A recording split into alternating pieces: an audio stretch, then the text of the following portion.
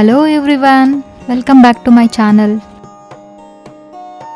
ನಾವಿವತ್ತು ವಿಶ್ವದಲ್ಲಿ ಅತಿ ದೊಡ್ಡ ಹಕ್ಕಿ ಸ್ಟ್ಯಾಚ್ಯೂ ನೋಡೋಕೆ ಬಂದಿದ್ದೀವಿ. ಅದು ಯಾವುದು ಅಂದರೆ ಜಟಾಯು ಆರ್ಟ್ ಸೆಂಟರ್ ಅಂತ. ಇದು ಕೇರಳದಲ್ಲಿದೆ. ಇಲ್ಲಿಗೆ ಬೆಂಗಳೂರಿಂದ ಸುಮಾರು 638 ಕಿಲೋಮೀಟರ್ ಆಗುತ್ತೆ. ಇಲ್ಲಿ ಪಾರ್ಕಿಂಗ್ ಅಂತೂ ಏನು ತೊಂದರೆ ಇಲ್ಲ, ತುಂಬ ಸ್ಪೇಷಿಯಸ್ ಆಗಿರೋ ಜಾಗ. ಎಷ್ಟು ಕಾರ್ ಬಂದರೂ ನಿಂತ್ಕೊಳ್ಳೋಷ್ಟು ತುಂಬ ದೊಡ್ಡದಾಗಿದೆ ಜಾಗ. ಇಲ್ಲಿ ಒಳಗಡೆ ಹೋಗೋಕೆ ಮುಂಚೆ ಎಂಟ್ರಿ ಫೀಸ್ ಇದೆ. ಒಬ್ಬರಿಗೆ 555 ರುಪೀಸ್ ಆಗುತ್ತೆ. ಹಾಗೆ ಇಲ್ಲಿ ಅಡ್ವೆಂಚರ್ಸ್ ಆಕ್ಟಿವಿಟೀಸ್ ಎಲ್ಲ ಇದೆ. ಟ್ರೆಕ್ಕಿಂಗು, ಪೇಂಟ್ ಬಾಲು ಎಲ್ಲ ಥರ ಆಕ್ಟಿವಿಟೀಸ್ ಇದೆ. ಆದರೆ ಒಂದೊಂದಕ್ಕೆ ಒಂದೊಂದು ಥರ ಪ್ರೈಸ್ ಚಾರ್ಜ್ ಮಾಡ್ತಾ ಇದ್ದಾರೆ.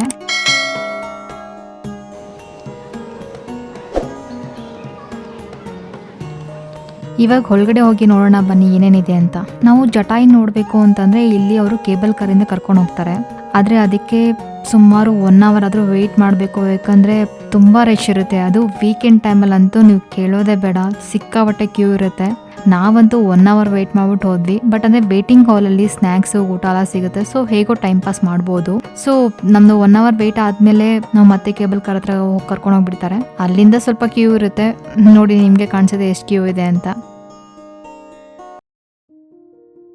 ಸೊ ಕೇಬಲ್ ಕಾರಲ್ಲಿ ಒಂದು ಸೈಡ್ 4 ಕಾರ್ ಬರುತ್ತೆ. ಆದರೆ ಒಂದೊಂದು ಕಾರಲ್ಲಿ ಸುಮಾರು 6 ಜನನ ಕುಂಟಿಸ್ತಾರೆ. ಇಲ್ಲಾಂದರೆ ಇಂಡಿವಿಜುವಲ್ ಫ್ಯಾಮಿಲಿ ಥರ ಕಳಿಸ್ತಾರೆ. ಮಕ್ಕಳಿದ್ರೆ ಅಲೋ ಮಾಡ್ತಾರೆ, ಆದರೆ ತುಂಬ ದೊಡ್ಡವರಾದರೆ ಜಸ್ಟ್ 6 ಜನ ಅಷ್ಟೇ. ಬಟ್ ಈ ಕೇಬಲ್ ಕಾರ್ ಜರ್ನಿ ಅಂತೂ ತುಂಬ ಚೆನ್ನಾಗಿದೆ.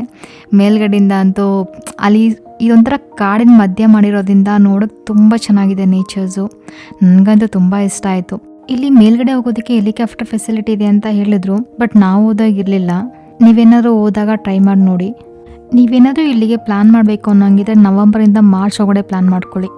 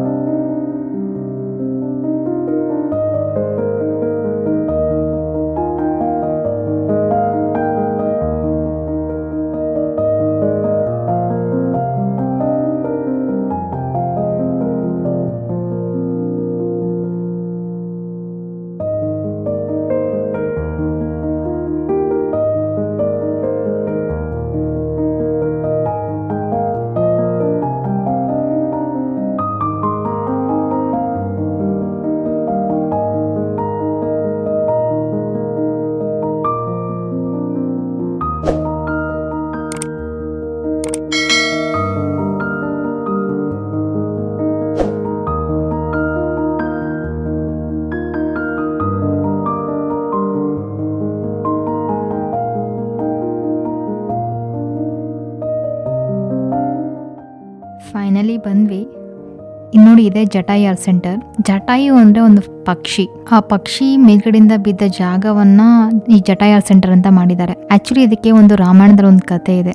ಆ ಕತೆ ಏನಪ್ಪಾ ಅಂದರೆ, ರಾಮನ ಹೆಂಡತಿಯಾದ ಸೀತೆಯು ರಾವಣ ಹೊತ್ಕೊಂಡು ಹೋಗುವಾಗ ರಾಮನ ಆಜ್ಞೆಯಂತೆ ಜಟಾಯು ಎಂಬ ಹಕ್ಕಿ ಸೀತೆಯನ್ನು ಕಾಪಾಡಲು ಹೋಗ್ತಾರೆ. ಆ ಹೋರಾಟದಲ್ಲಿ ರಾವಣ ಜಟಾಯು ಹಾಕಿದ ಒಂದು ರೆಕ್ಕೆಯನ್ನ ಕತ್ತರಿಸ್ಬಿಡ್ತಾರೆ. ಆವಾಗ ಆ ಹಕ್ಕಿ ಒಂದೇ ರೆಕ್ಕೆಯಲ್ಲಿ ಹಾರಕ್ಕಾಗದೆ ಅದು ಮೇಲ್ಗಡೆಯಿಂದ ಬಿದ್ದು ಸುತ್ತೋಗುತ್ತೆ. ಆ ಬಿದ್ದ ಜಾಗವನ್ನ ಈ ಜಟಾಯು ಆರ್ಟ್ ಸೆಂಟರ್ ಅಂತ ಮಾಡಿರೋದು.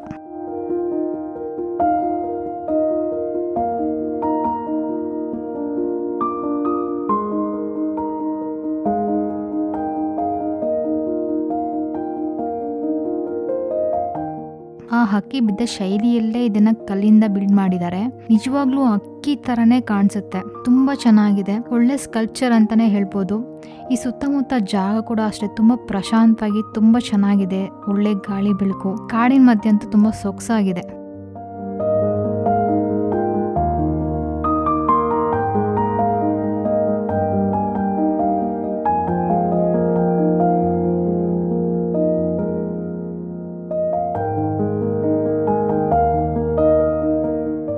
ಟೈಮ್ ಸ್ಪೆಂಡ್ ಮಾಡಬೇಕು ಅಂದರೆ ಕುತ್ಕೊಳ್ಳೋದಕ್ಕೆ ಒಳ್ಳೆ ಥರ ಜಾಗ ಫೆಸಿಲಿಟಿ ಕೂಡ ಮಾಡಿಕೊಟ್ಟಿದ್ದಾರೆ. ತುಂಬ ಚೆನ್ನಾಗಿದೆ ಜಾಗ ಇದು. ಆದರೆ ಈ ಹಕ್ಕಿಯ ರೆಕ್ಕೆ ಮೇಲೆ ಮಾತ್ರ ಯಾರು ಕೂತ್ಕೊಬಾರ್ದು. ಆ ಕಲ್ಲೇನಾದರೂ ಬ್ರೇಕ್ ಆಗುತ್ತೆ ಅಂತ ಏನೋ ಗೊತ್ತಿಲ್ಲ, ಬಟ್ ಯಾರನ್ನೂ ಅಲ್ಲಿ ಕೂತ್ಕೊಳ್ಳೋಕೆ ಅವ್ರು ಅಲೋ ಮಾಡಲ್ಲ. ಹಾಗೆ ಇಲ್ಲಿ ತುಂಬ ಸೇಫ್ಟಿ ಕೂಡ ಮಾಡಿದ್ದಾರೆ. ಹಾಗೆ ಇದು ಡೈಲಿ ಬೆಳಿಗ್ಗೆ 10 ಗಂಟೆಯಿಂದ ಸಂಜೆ 5ವರೆವರೆಗೂ ಓಪನ್ ಆಗಿರುತ್ತೆ.